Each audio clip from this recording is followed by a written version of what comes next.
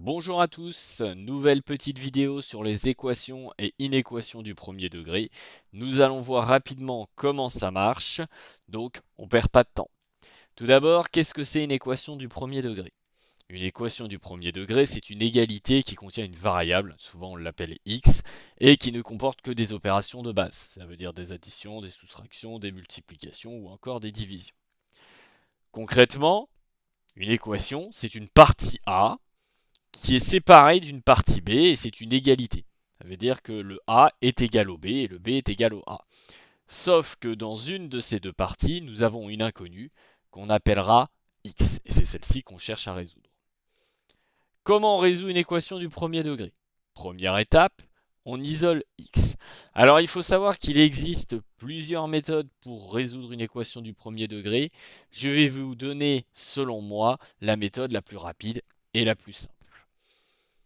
On prend un exemple. Nous avons une équation simple, 3x plus 10 est égal à 20. Nous avons donc une partie A qui est 3x plus 10 et une partie B qui est 20. J'ai dit qu'on cherchait à isoler x, ça veut dire que le plus 10 qui est là, il nous embête. On va le passer de l'autre côté du égal, derrière le 20. Quelque chose que je ne vous ai pas dit et qui est très important, quand on passe un chiffre ou un nombre de l'autre côté du égal, on vient changer son signe. Ça veut dire que le plus 10 ici, il va devenir moins 10. Je vais donc avoir dans ma partie A 3x et dans ma partie B 20 moins 10. On simplifie. J'obtiens donc 3x est égal à 10. Et arrivé à ce moment-là, le 3x, c'est comme si ça était 3 fois x. Et comme le petit 3 là, il m'embête parce que je cherche à isoler x, je vais le passer de l'autre côté du égal. Et à ce moment-là, ma multiplication devient une division. Ça veut dire que x est égal à 10 divisé par 3. Ça, c'est le résultat exact, d'accord? Le résultat sous forme de fraction. Et si je veux le résultat environ, eh bien, 10 divisé par 3 me donne environ 3,33. Mais quand il y a deux inconnus, eh bien, on isole toujours x, sauf que cette fois-ci, vous avez vu, j'ai une partie A qui est toujours 3x plus 10, mais dans ma partie B, j'ai 20 moins 4x. Donc comme on cherche à isoler les x, je vais d'abord prendre mon moins 4x ici qui est en rouge, et je vais l'envoyer dans la partie A. Ce qui va me donner 3x plus 4x plus 10 est égal à 20. Pourquoi plus 4x? Eh bien parce que j'ai ramené mon moins 4x dans la partie A qui est à gauche du égal. Je vous rappelle, dès qu'on passe d'un côté ou l'autre du égal, on change le signe. On continue. On a simplifié 3x plus 4x qui nous donne 7x. Et maintenant, nous allons enlever le plus 10 pour toujours isoler x et nous allons le passer de l'autre côté, ce qui va nous donner 7x est égal à 20 moins 10. Je simplifie, on obtient 7x est égal à 10. 7x, c'est comme je vous ai dit 7 fois x. Ça devient donc une division. X est égal à 10 divisé par 7, ce qui nous donne environ un résultat à 1,43.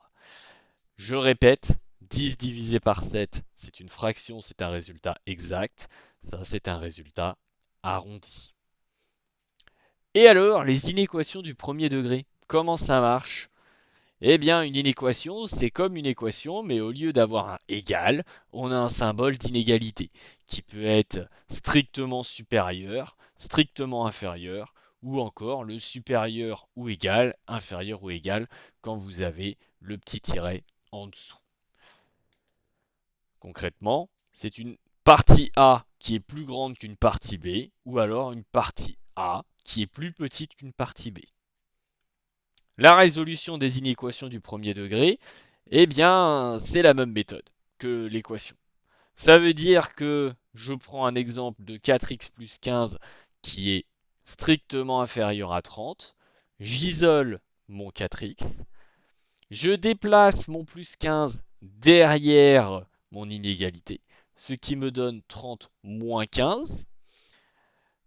Nous avons donc 4x strictement inférieur à 15, ce qui nous donne x strictement inférieur à 15 divisé par 4, 15 quarts. Attention, petite particularité par rapport aux inéquations. Si on divise par un nombre négatif, on inverse le sens de l'inégalité. Ça veut dire que si par exemple ici, je n'avais pas eu 4x, mais j'avais eu moins 4x, alors à la toute fin, mon symbole ici, strictement inférieur, serait devenu strictement supérieur. C'est la seule particularité par rapport aux inéquations. Alors, je fais une application avec un problème concret. Parce que c'est bien beau tout ça, mais il faut savoir à quoi ça sert. Imaginons, tu veux acheter des tickets de cinéma qui coûtent 8 euros chacun et tu as un budget total de 40 euros. Eh bien, on va noter X, le nombre de tickets achetés. 8x égale 40, car le prix total doit être égal à 40 euros. On résout 8x est égal à 40. On divise donc 8 par x, ce qui nous donne 40 divisé par 8. Donc x est égal à 5. Cela signifie que tu peux acheter exactement 5 tickets de cinéma. Donc ça, c'est une application concrète parmi tant d'autres.